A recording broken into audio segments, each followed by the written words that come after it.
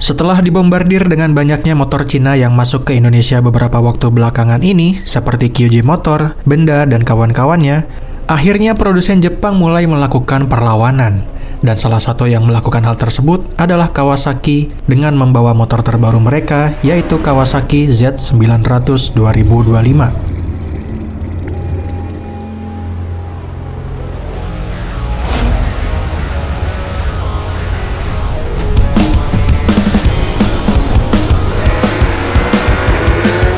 Berbeda dengan model sebelumnya yang hanya tersedia dalam satu versi, Kawasaki Z900 2025 ini hadir dalam dua varian, yaitu Z900 Standard dan Z900 Special Edition.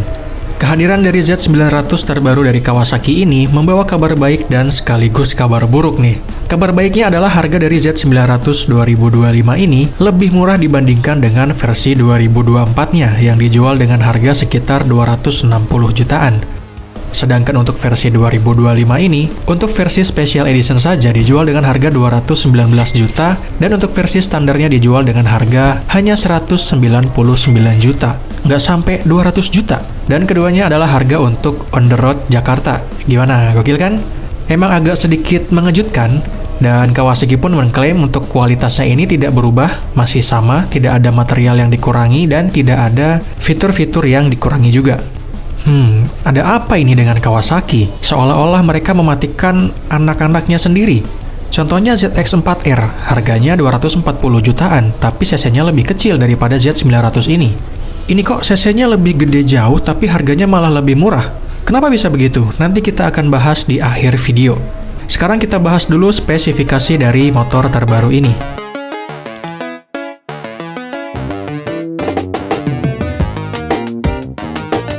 Untuk Kawasaki Z900 2025 ini sudah membawa nama Sugomi. Ya, seperti kakaknya si Kawasaki Z1000.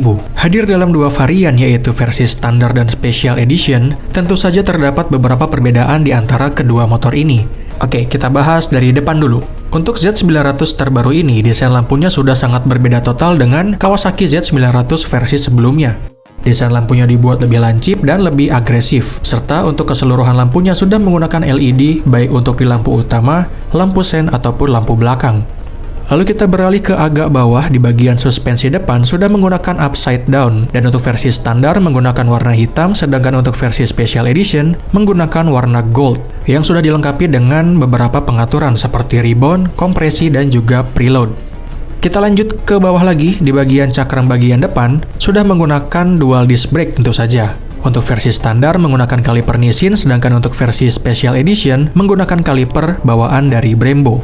Keduanya menggunakan semi-floating dan tentu saja tidak lupa ada fitur ABS. Untuk ban depannya sendiri menggunakan merek dari Dunlop berukuran 120/70 yang ditemani oleh velg berwarna hitam untuk versi standar dan warna hijau untuk versi Special Edition.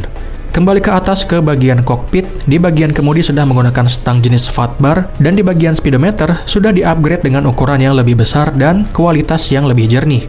Informasi yang disediakan juga cukup lengkap seperti RPM, riding mode, speedometer, dan lain-lain. Lalu ada fitur terbaru di bagian speedometernya ini, yaitu Lean Indicator, yang gunanya untuk mengetahui kemiringan motor seperti halnya yang ada di Kawasaki Z1000. Kita beralih ke bagian holder kanan, sayangnya di bagian kanan ini jempol kita tidak terlalu sibuk karena hanya ada tombol starter. Tapi tenang saja, ada mainan lain yang bisa dimainkan yaitu pengaturan rem yang bisa diatur 5 tingkatan. Berbeda dengan bagian kiri, jempol kita akan sedikit sibuk karena ada beberapa pengaturan seperti cruise control, menu, sein, hazard, dan pas beam. Untuk bodi secara keseluruhan juga sangat berbeda dengan versi sebelumnya, mulai dari tangki hingga lampu bagian belakang. Tapi ada beberapa bagian yang juga masih sama seperti Z900 2024, seperti bagian arm, knalpot, dan bagian mesin. Hanya saja untuk di bagian mesin sudah dilengkapi dengan quick shifter di bagian transmisinya. Nah, ini dia fitur yang sangat ditunggu akhirnya datang juga. Perbedaan lain antara Z900 standar dan juga Special Edition juga ada di bagian grafisnya. Kemudian di bagian jok juga berbeda di bagian stitchingnya, dan yang terakhir adalah di bagian shock belakang. Untuk versi Special Edition sudah menggunakan shock breaker merek Öhlins. Gokil, bawaan pabrik sudah menggunakan Öhlins. Ban belakang motor ini menggunakan ukuran 180/55, sama seperti bagian depan menggunakan merek Dunlop. Nah, untuk di bagian kalipernya, Di belakang ini sedikit agak berbeda. Kalau di bagian depan tadi menggunakan Brembo untuk versi Special Edition, di bagian kaliper belakang ini masih menggunakan merek Nissin, baik untuk versi standar ataupun versi Special Edition-nya. Secara keseluruhan, detail-detail dari motor ini juga rapih, khas motor produksi global ya. Detailnya rapih, las-lasannya rapih, dan tadi ketinggalan untuk tangki dari motor ini berkapasitas 17 liter. Kita beralih ke bagian mesin. Mesinnya 948 cc 4 silinder segaris DOHC 16 katup yang dilengkapi dengan pendingin cairan. Mesin ini mampu menghasilkan tenaga 123 horsepower di 9.500 rpm dan torsi 98,6 Nm di 7.700 rpm.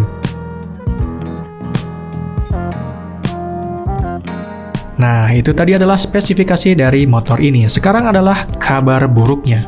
Kabar baiknya, motor ini berharga lebih murah dibandingkan dengan versi sebelumnya, selisih sekitar 70 jutaan.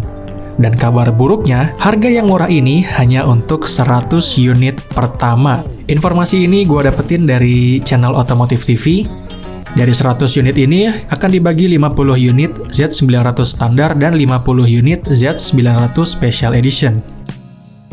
Pasti kalian agak sedikit kegocek ya, sama gue juga. Dan awalnya mikir, kok bisa Kawasaki ngejual motor semurah ini? Apakah kerjasama sama Cina atau gimana ini? Dan untuk harga setelah 100 unit pertama ini berapa? Belum ada informasi jelasnya. Mungkin ketika harga resmi setelah 100 unit pertama ini muncul akan gue update.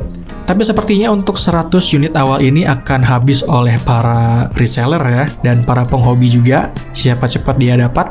Tapi kalau dipikir-pikir ya wajar lah ya kalau harga ini tuh untuk 100 unit awal.